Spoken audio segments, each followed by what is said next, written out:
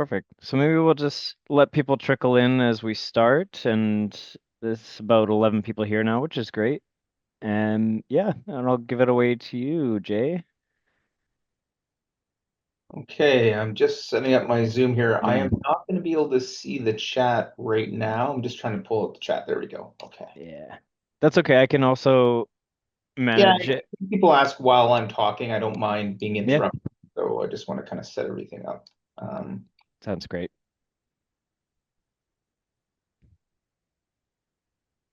okay. All right. So thanks for having me. My Of name's course. Jay Johnston. I am a physician I think there's some sort of biography in there in the chat, but I'm a physician at TB Services at the BC Centre for Disease Control. I'm also a respirologist at Vancouver General Hospital.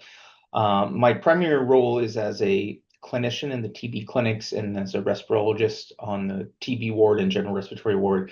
I also do a fair amount of TB research related to epidemiology, related to treatment outcomes, and post-TB treatment outcomes. So I kind of spend a lot of time in the world of tuberculosis, and that's really what I'm here to talk about. Um, and so I'm going to talk about a project that was funded by TB vets, um, which is a risk prediction model. It was funded with all of these other organizations involved as well, particularly CHR and Michael Smith Foundation, along with TB vets. And they funded different components of this very, very large project that spanned 3 provinces and about 7 years.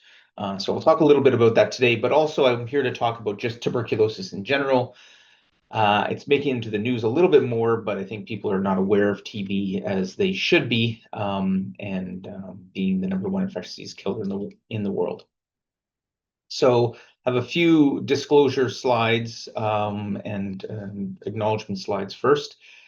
If I can get forward. So first of all, thank you to the funders, obviously to TB Vets for funding, getting this to the finish line, really.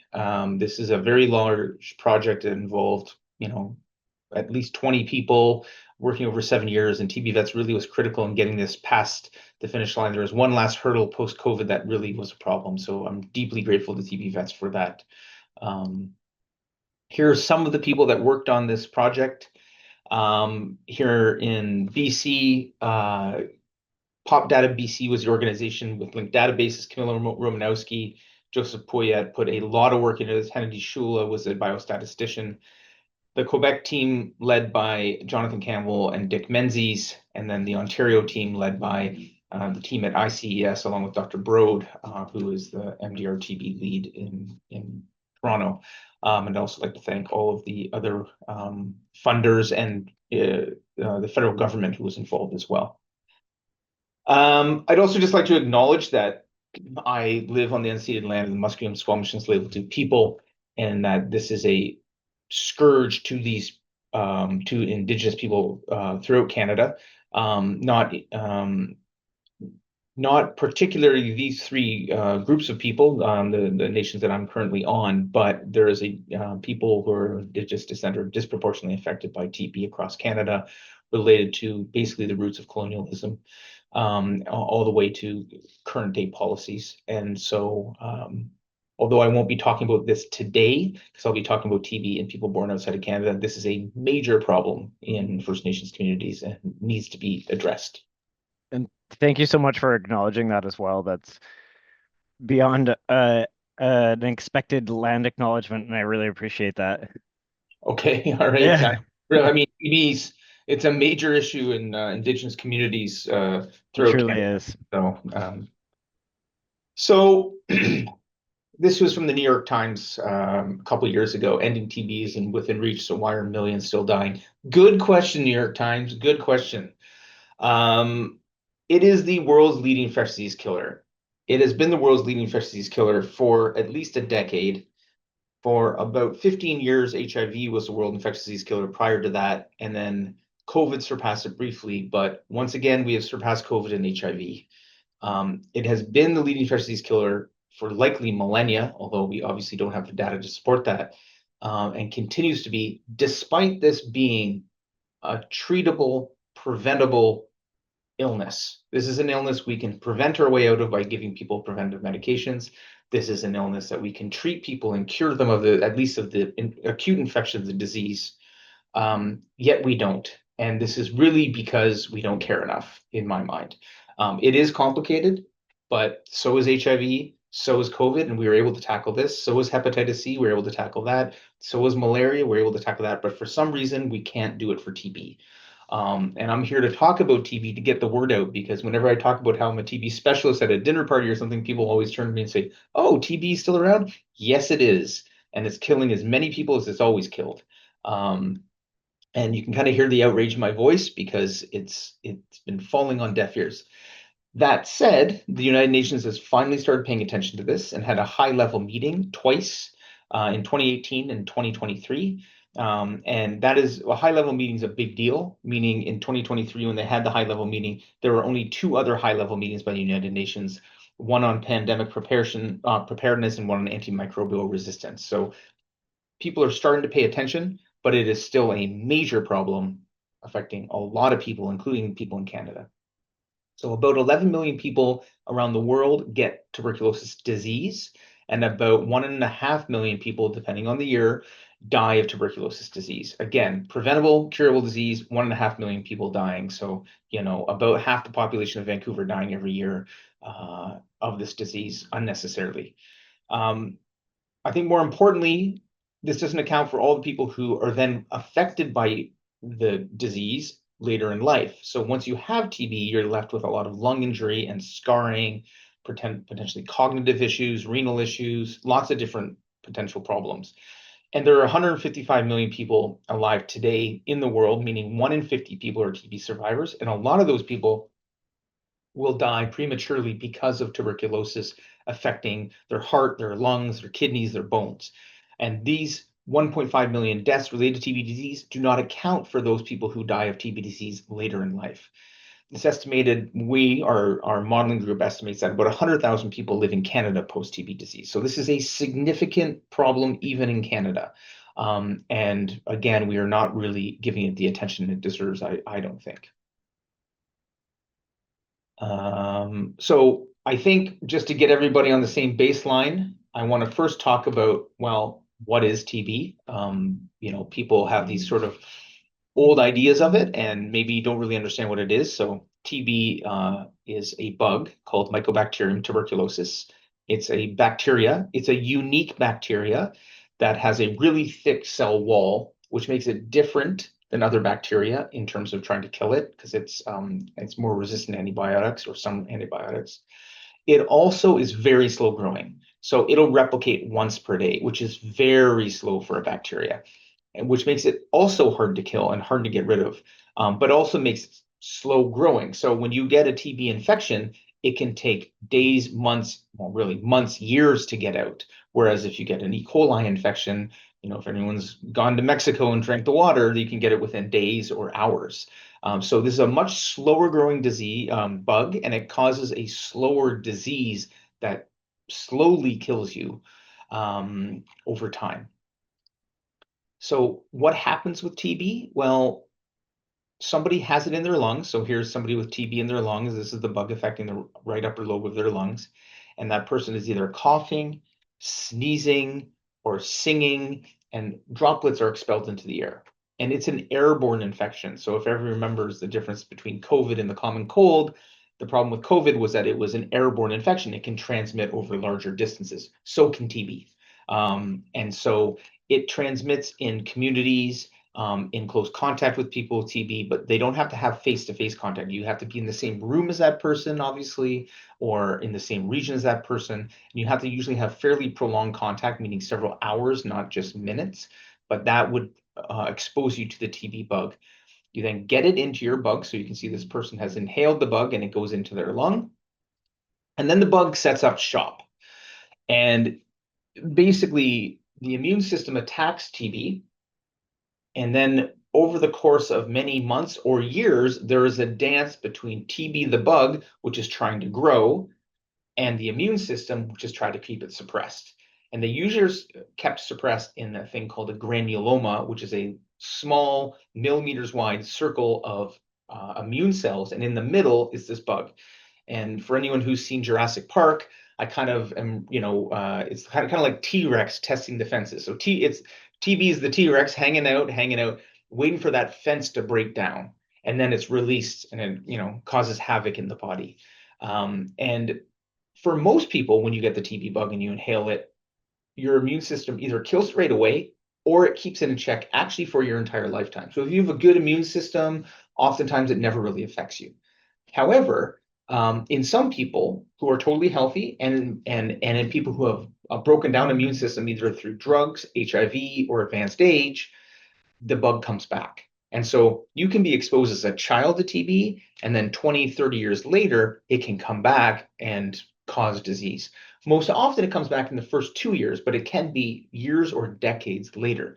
And this is the problem with tuberculosis, that it has this what's called a latent phase, where it just hangs out in the body and you don't know you have the infection until it's too late. So what happens when you get TB? Well, this is an X-ray that I pulled off online of somebody who has TB. It affects your lung. So this is a normal lung here, and you can see over here, there's all this white stuff. That is TB hanging on the lung, and that circle there is a cavity. Basically, it's hollowed out the lung, and it's causing a lot of infection there, and often causes somebody to cough up blood. So traditionally, somebody with tuberculosis presents in the lung, and that's about 70 to 80% of people have it in the lung. And traditionally, they present with cough, they cough up sputum, they cough up blood, they have weight loss, they're wasting away, they have fevers, night sweating. So if you ever think of these sort of traditional conceptions of TB, people who are, pale and wasting away, and they're coughing up blood, and it was called consumption, right? And so in traditional literature, you'll see this throughout literature, that people are, people like Chopin were, had consumption, and lots of famous people throughout history have had consumption. But TB can also affect the brain, causing meningitis. It can also affect lymphatic nodes with big lymph nodes, and that used to be called the king's evil back in the day, where the king would give you a coin to try to cure it. It can affect the side of your lung. It can go to the bones, the joints, the urinary tract. It can go many, many different places. So it's not just the lungs that are affected, but 70 to 80% of people are affected in the lungs. But that person with TB is the tip of the iceberg. What's actually happening is that there is the majority of people who have TB infection in their body and don't know it. So we can find the people with TB for the most part, because a lot of people are symptomatic. Not everybody, but a lot of people are symptomatic. There is a vast majority of people who have the TB infection who are at risk of TB disease in the future. And it is estimated that up to 1 in 5 people have been infected with TB in their lives. I don't think 1 in 5 people have the TB infection in their body, but 1 in 5 have been exposed and either fought it off or have it in their body. And an unknown number of people, but certainly in the millions and likely in the hundreds of millions, have it in their body, and it's kind of like a ticking time bomb waiting to come out.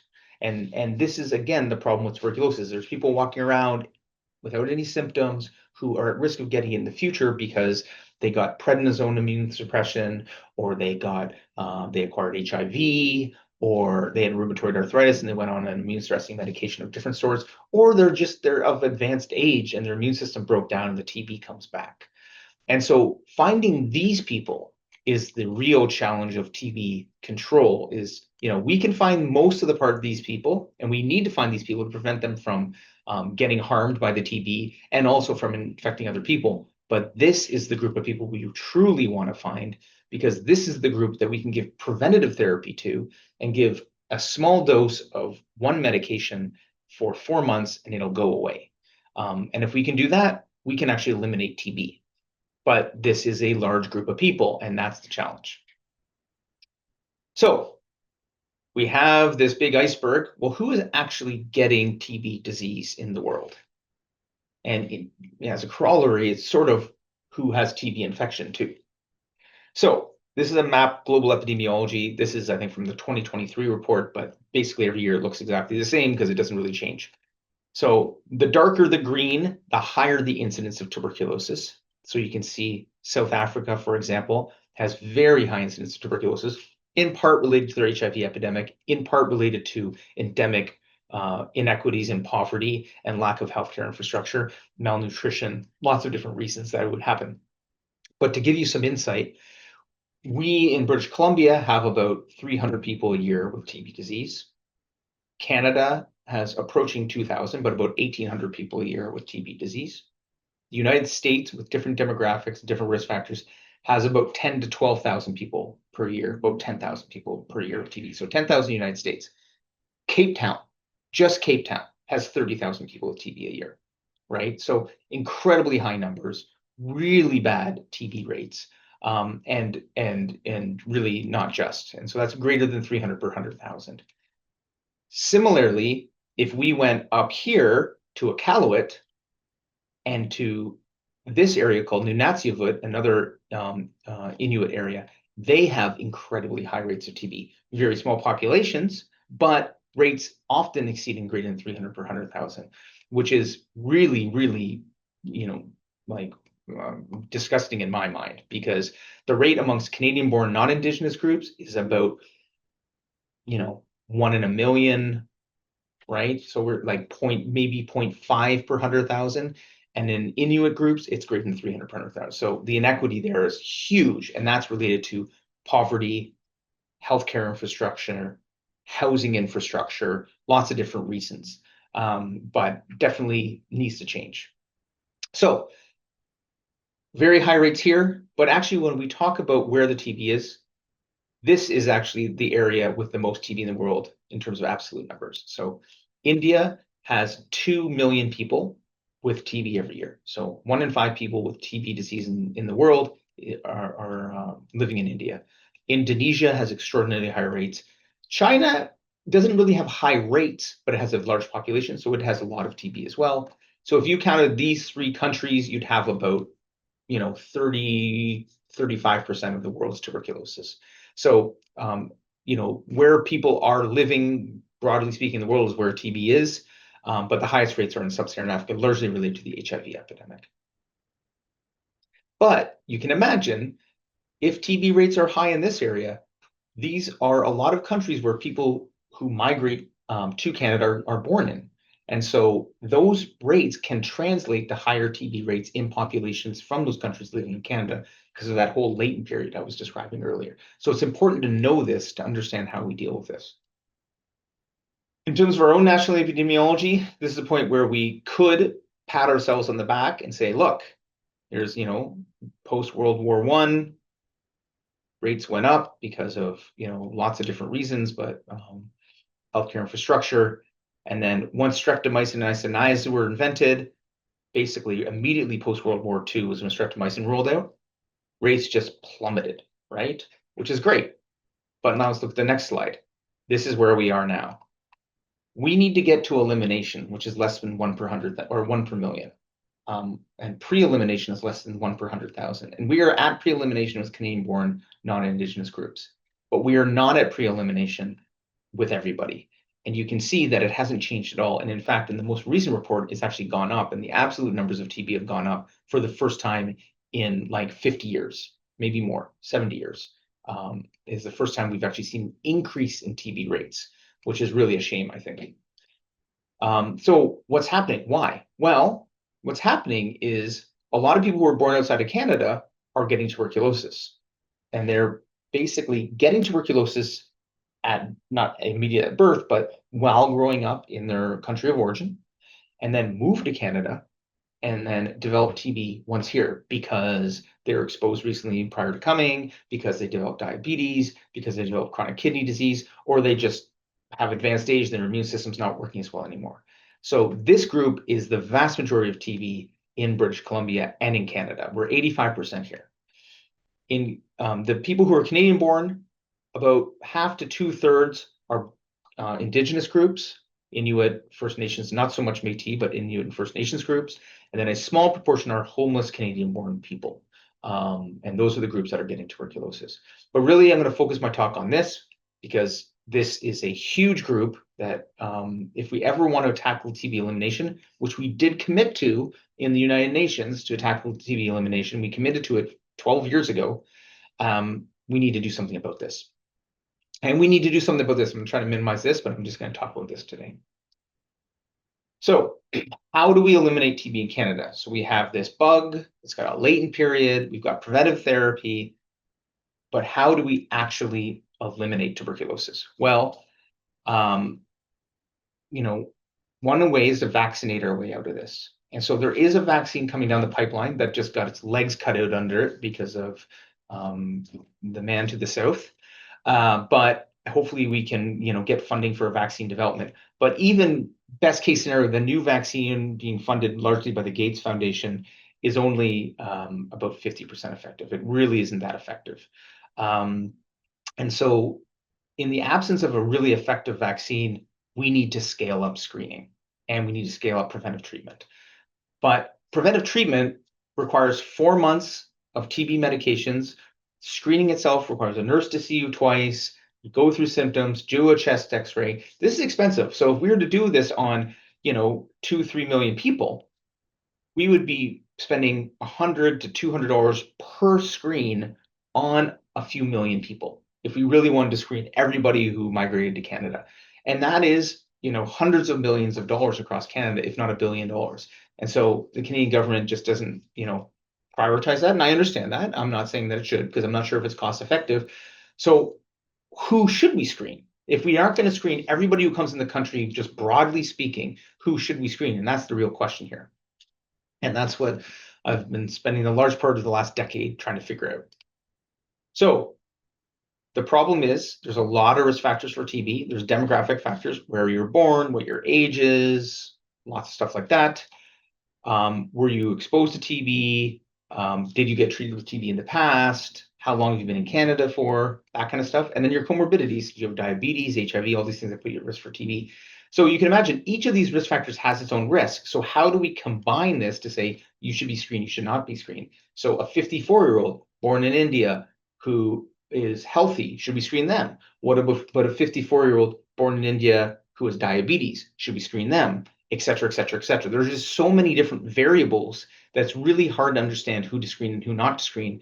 And we make a slight change, and we're talking potentially hundreds of thousands of people. So we need to be pretty careful about this. So current screening guidelines is from the WHO, and this was largely created by Canadian evidence, is people with HIV, no brainer, screen them, super high risk. People who've been exposed to TB, clearly been exposed, yeah, screen them. People going on TNF inhibitors for, ulcerative colitis or rheumatoid arthritis, yes, screen them, huge risk factor. People on dialysis, people getting organ transplants, and people with silicosis. So this is the guideline saying these are clear people who benefit from screening. So our first step was to say, okay, well, why don't we just screen these people? Because this is the group that we need to screen. And if we screen them, will we have enough impact to actually reduce TB? So what we did was we took this large database of, now it's actually over a million, 1.25 million people. And basically, in summary, all of their healthcare data. Now it's all anonymized. We don't know who's who, but this is everybody who migrated to Canada from 1985 onward with a record from 1996 to 2012 and actually now to 2021. So we have a lot of data that's much more recent. This is an older slide. And we took everything, their physician billing codes, their hospitalizations, their diabetes medications, their everything you can think of. The only thing we don't have really is, do they smoke or not? That's pretty much it. We combined all this data into one mega data set, and this is truly big data. This is like the MSP file alone is 200,000 or 200 million data points. So big files, and got a very smart biostatistician to combine all these files and do some big data analysis. And we asked the question, so what happens if we did that screening of those high-risk populations? So this is the people who got TB, the number per year, and this is day of entry, and this is when they got TB, how many years out from entry into Canada they got TB. This is all permanent residents, okay? So you can see the first couple of years is your highest risk, because you were probably exposed right here prior to entry to Canada, and then you get TB immediately afterwards, right? So if we do screening of those groups, what happens? Well, that's what happens, right? So those really high-risk groups, if we screened and prevented perfectly all those people, this is the people in red are the people we would have prevented with TB. So not great. That's about 4% of people. We're really not making a huge impact, and we're certainly not going to eliminate TB. What if we added things like Maybe we're going to have people going to steroids, people who have cancer, anything else we can think of that might be slightly immune suppressing that we could screen for. Well, we kind of add, a smattering of people here and there, but really not enough to actually make a huge impact. So then we went back to the drawing board and said, okay, well, we can't do it based on medical risk factors alone. Maybe we go it based on, what country are you from? If we do that and say, if you're from a high incidence country, I know I sounded like I'm picking on India. I don't mean to, but I'll just use India as an example. So somebody from India, should we screen them, for example? And at a reasonable age. So people under the age of 50, born in India, let's see what we can do there. And so we used a cutoff of greater than 200 per 100,000, so a high risk country, and age less than 50 upon entry. What happens there? Now we're getting somewhere, right? So now we can eliminate about half of the tuberculosis in people, okay? But we still have half to go. So we're still falling short of elimination. And so how do we get at this whole group? So we know we need to screen large groups, but can we do a better job of it? Like, because that's still a huge group of people. We're basically going to be screening about half the people who enter Canada. And that is a big task. That's, up to 250,000 people a year to screen, times 100, times another 10, et cetera. And it gets very expensive very quickly. So can we do something else? And so the other idea we had was, well, why don't we create an individualized TB risk calculator? So what's your age? Where are you born? When did you enter? What diseases do you have? What medications do you take? And smash it together into a fancy risk calculator and spit out a number and say, your risk is X%, you should be screened. Your X is X%, you should not be screened. And that was our next goal. And so what we did was we went back to this database and created a risk calculator. And I'll show you how we created the risk calculator, kind of. And then what we did was we created a similar database in Ontario and Quebec and validated it in Ontario in particular. So we basically mirrored it in Ontario and got a whole team in Ontario to use Ontario data, basically all the province, all the people migrating in that province, all their risk factors, and then said, okay, does our risk calculator work here? Great. Now let's bring it over to Ontario and see if it works there. And it did. So now we have a risk calculator that actually works. And so how did we do that? Well, we took somebody and say, okay, here's, person A, they arrived in BC. What do we know about them? We know their age and their country of origin, and that's it. And we would follow them, and that would be risk period 1. And then, they developed HIV. Well, now they're in a different risk period, so now we can attribute some to HIV. And then, they got diagnosed with TB. Okay, now we know how much this risk and this risk contributed to that. And we did this for 1 million people. And so this was really computationally expensive. It was very mathy, sort of above my pay grade from a biostatistics point of view. I needed to call in some experts from across Canada to try and figure out how to do this. We did some machine learning and all these different things, but ultimately we did come up with a risk score. And it's called tbmigrate.com. I'm going to really try this. This is probably going to fail, but let's hope for the best. So I think you probably can see this on your screen. And do you see it on your screen? I'm gonna mark it up. Yeah, okay, good. So this is TB Migrate. And specifically, thank you to TB Vets for creating this website. The funding from TB Vets directly funded this website creation. So I just want to say a specific, if you want to see something tangible, this is tangible and you can look at it all you want. So what it is let's take that, let's say a 45-year-old who was born in India with no TB risk factors. So we take that person, a male, not a refugee, they were born in India. Find it. And then it'll tell me their risk. And then I say, okay, well, this person now is on dialysis. What's their risk? Wow, it really changes. Maybe we should screen them. Okay. So this risk factor really can give us a very clear understanding of who develops risk, who develops TB, and who does not develop TB. And now we've published this in what's called Clinical Infectious Disease, which is a high impact publication in the US. And there's a lot more publications here associated with this risk prediction model that are out there about the methods and all sorts of stuff. But Now people can actually go to their programs and say, okay, who do we want to screen? Let's use this risk prediction model and figure it out. As well, one of my former PhD students, Jonathan Campbell, who's now a prof at McGill, is looking at cost effectiveness analysis. And we're sitting down and actually doing the math on all these different populations so we can present to the federal government and the provincial governments and say, okay, if you want to screen this profile, here's how much it's going to cost. If you want to screen this profile, here's how much it's going to cost. Or another way to look at it would be if you have a budget of screening 10,000 people in British Columbia, who do you want to screen? Here are the groups you want to screen. And so we can look at the cost effectiveness of it and actually lay this out in a policy framework to say, here's how to screen, here's who to screen, and here's how much it's going to cost. And now we can roll out a TB elimination plan for Canada. But this was really a critical node in that next step towards TB elimination. And so that's really one of the very helpful contributions that TB Vets has been able to do for our research program here in BC. So in summary, we can now predict the risk of TB in people migrating to Canada. We can screen and prevent TB rationally rather than just, kind of throw paint against the wall and see what sticks. We can really actually rationally screen people and say, you will benefit, you will not benefit, you're at high risk, you're not at high risk. And we need to do this. We need the political will to do this is the next thing. Because right now, as my colleague at Harvard, Salman, often says, we've got money for airports. We've got money for HIV. We've got money to, build water slides, but we never seem to have money for tuberculosis.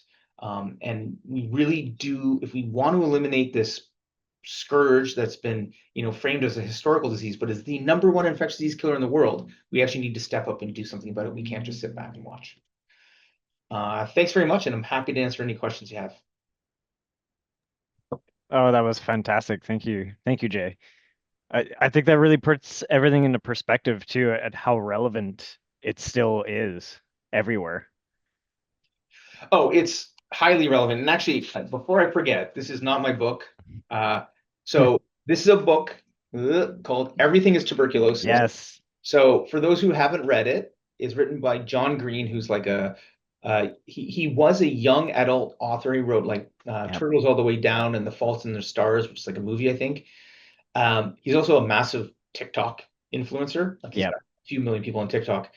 And anyway, he wrote this nonfiction book because he was working with an organization called Partners in Health I used to work with, and he went to Sierra Leone with them and saw tuberculosis and was like, "What is happening? Why is tuberculosis still around?" And started looking into it.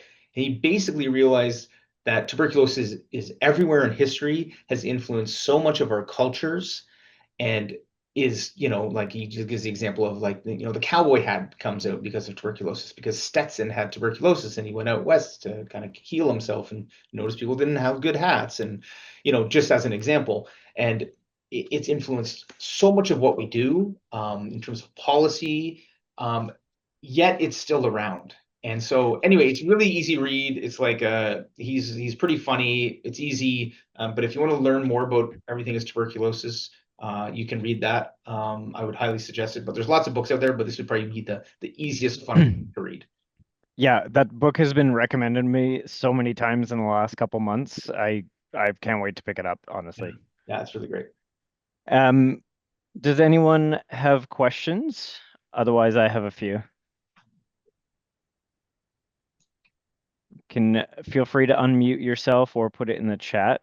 I am curious, so in terms of immigration, and the screening, so once we identify, let's say someone comes through, sorry to pick on India again, but if they do come from India and they match some of those parameters that we think are important to screen, what does the screening process look like?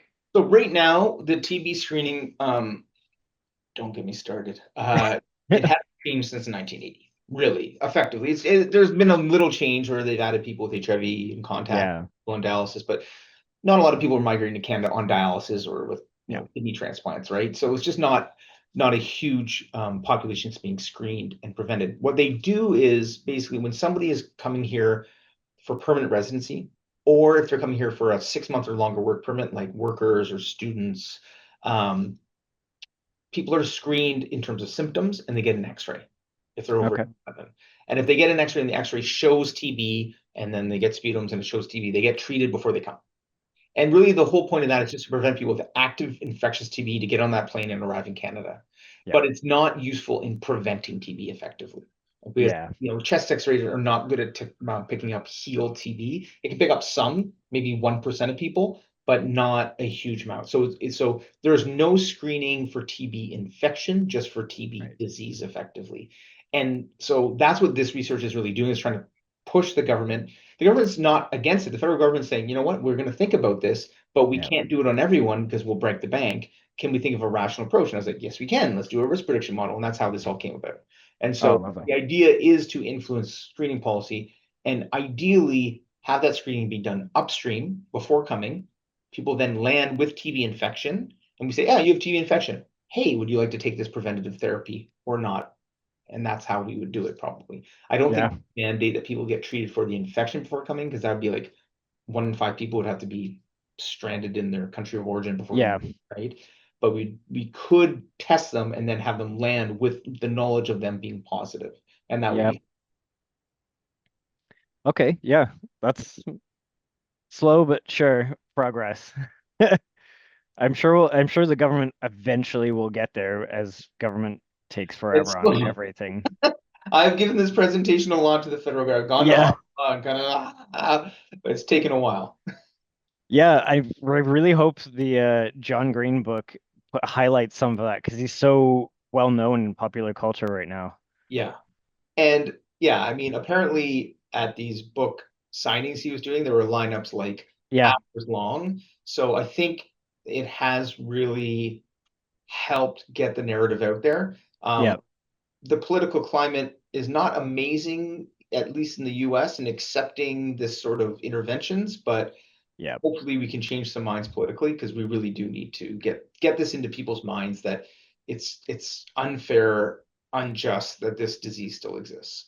Yeah, and it does seem like one of those things that would get swept under the rug when there's other political issues. Yeah. I mean, I work at the BC CDC, and they have, um, every 3 or 5 years we have a public health emergency, right? We have COVID, we had Yep. MERS, we had Ebola, we have the vaping Yep. emergency. So, and so TB, although it was declared a public health emergency and is never stopped being a public health emergency 30 years ago, Yep. it never gets to the top of the priority list, because something, as soon as it bubbles up, something seems to just go on top of it. So, Yeah. History keeps um, repeating itself. yeah, in terms of rheumatoid arthritis, yeah, so one of the major drugs for rheumatoid arthritis are these TNF inhibitors, which are major risk factors. And so the drug companies mandate that people get tested for it. I think if you're going to Western Europe, the risk is very low. Um, Even parts of Eastern Europe, the risk is low. There in the Canadian TB standards, there are guidelines about if you travel to a place, for how long should you be rescreened. But if I personally travel to Europe on a TNF inhibitor, your risk is about the same as living in Canada, for most countries. Marginally elevated in some places, but very marginal. And I wouldn't worry about that as much. If you were going to work in an orphanage in sub-Saharan Africa, or working in a hospital in sub-Saharan Africa, that's a whole different kettle of fish. And I would consider getting screened after returning on a TNF inhibitor, but that's a different story. Yeah. Good question. Is the test expensive? It depends which test you're talking about, but generally TB tests can be expensive. Like the IGRA, which is a blood test for TB infection, can be close to $100. So if we're talking about screening 1 million people, that's $100 million. Obviously, it would be bulk pricing, etc., but it's still very expensive. Not to mention all of the work around that. Like I have to review the IGR result and look at so it is TB screening isn't just like a $2 blood test and that's it. It actually requires a lot of work per person, which is why we're trying to come up with a rational approach rather than just a one size fits all approach, kind of like screening for HIV is right now. Yeah. It Is it would, a, oh, sorry. oh, no, go ahead. Is it a problem for the world with the US canceling Medicaid? Yeah, so somebody just modeled out uh, Imperial College and a couple other UK groups just published a modeling paper looking at the number of people with tuberculosis by 2035 if USAID gets canceled. And it's massive. It's a massive number. Millions of people, like in excess of several million people will get tuberculosis because of this funding cuts. Wow. HIV is a primary driver of tuberculosis, particularly in sub-Saharan Africa, and so is malnutrition. And USAID is in the game of both of those. It gives a lot of food. In fact, farmers are very angry in the Midwest, apparently, at the Republican senators because a lot of farmers depend on USAID to buy their food. So USAID does a lot of food funding and it does a lot of HIV care funding.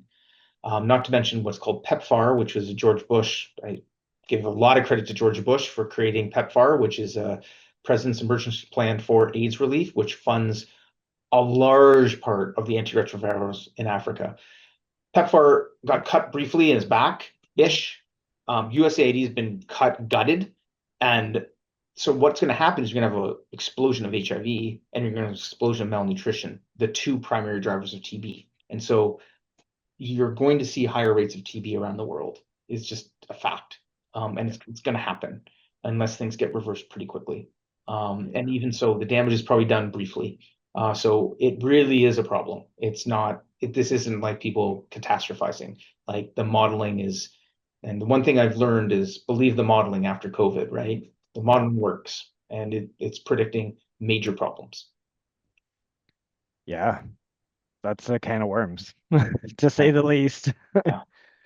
I had a question actually about in Indigenous communities in Canada. How can we better support, I guess, not just TB screening, but the TB epidemic? Yeah, I mean, for decades, you know, public health policymakers, largely gray-haired white men like me, have been saying this is what should be done, Yep, right? And yep, you've obviously failed. And yep, so for me to say this is what needs to be done would not be appropriate or accurate because actually what we need is an Indigenous-led response, yeah, right? Because that is much more thoughtful, more community appropriate, and will be sustainable. These sort of harmful top-down approaches work briefly and are highly destructive to communities. yep, And so that's one of the reasons I don't speak as much about it because although I can talk about the epidemiology, I don't think I can appropriately talk about the best response without actually having true engagement from Indigenous communities to say this is what we want. yeah. I'll give an example. We did a course in Iqaluit. My colleague Faz and I, we did a course in Montreal on TB for healthcare providers, and Nunavut invited us up to do a course in Nunavut, and so we did the course. And as part of the course, we wanted somebody who's affected by TB to talk about their experience with TB. They didn't have to have Hmm. TBs, but how has this affected the community? And so we were in the group, the roundtable meeting, and there's like 6 of us, and I said, well, can anyone think of somebody who's been affected by TB? And the nurse who was helping us organize from Iqaluit, she said, oh yeah, my mom can. She was an Inuit woman. She said, my mom can talk about it. And so her mom got up and talked about it. And so her experience was at the time, she was a new mother. This is this lady's mother in like the 1960s. Yep, She was a new mother. She was living in Iqaluit, and this boat called the CD Howe, which is a TB screening boat, came up. Well-intended public health policy boat, right? yep, Came up, and what they do is they do x-rays on the boat, and then if you have TB, you go into isolation, you get treatment.